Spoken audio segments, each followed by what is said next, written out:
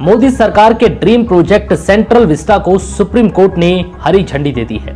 इस प्रोजेक्ट के तहत संसद की नई इमारत का निर्माण हो रहा है। इसके खिलाफ कई याचिकाएं दायर हुई थी।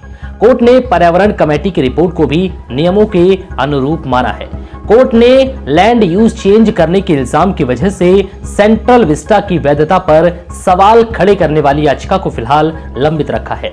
इस मामले पर जस्टिस एएम खानविलकर, दिनेश माहेश्वरी और संजीव खन्ना की 3 जजों की बेंच ने मंगलवार को अपना फैसला सुनाया।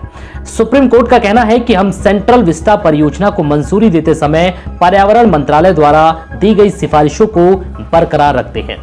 सुप्रीम कोर्ट ने कहा है कि निर्माण कार्य शुरू होने के लिए धरोहर संरक्षण समिति की स्वीकृति आवश्यक है। कोर्ट ने हेरिटेज कमेटी से अनुमोदन लेने का निर्देश दिया है। गौरतलब है कि पिछले दिनों ही प्रधानमंत्री नरेंद्र मोदी ने नई संसद की आधारशिला रखी थी।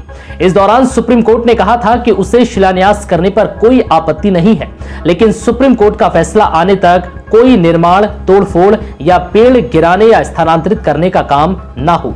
अब सुप्रीम कोर्ट लैंड यूज मामले में सुनवाई करेगा। केंद्र सरकार ने सुप्रीम कोर्ट को बताया था कि 20,000 करोड़ रुपए का सेंट्रल विस्टा प्रोजेक्ट पैसे की बर्बादी नहीं है, बल्कि इससे धन की बचत होगी। इस प्रोजेक्ट से सालाना करीब 1,000 करोड़ रुपए की बचत होगी, जो फिलहाल 10 इमारतों में चल रहे मंत्रालय के किराए पर खर्च होते हैं। साथ ही इस प्रोजेक्ट से मंत्रालयों के बीच समन्वय में भी सुधार होगा। सॉलिसिटर जनरल तुषार मेहता ने कहा था कि वर्तमान संसद भवन गंभीर आग की आशंका और जगह की भारी कमी का सामना कर रहा था। उन्होंने कहा है कि प्रोजेक्ट के तहत हेरिटेज बिल्डिंग को संरक्षित किया जाएगा। मौजूदा संसद भवन 1927 में बनाया गया था, जिसका उद्देश्य विधान परिषद के भवन का निर्माण था, न कि 2 सदन का।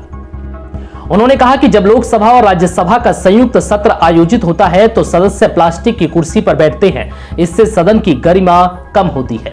केंद्र द्वारा विस्टा के पुनर्विकास योजना के बारे में भूमि उपयोग में बदलाव को अधिसूचित करने के फैसले के खिलाफ सुप्रीम कोर्ट में एक याचिका दायर की गई है। केंद्र की यह योजना 20,000 करोड़ रुपए की है, जिसे अब सुप्रीम कोर्ट से हरी झंडी मिल गई है।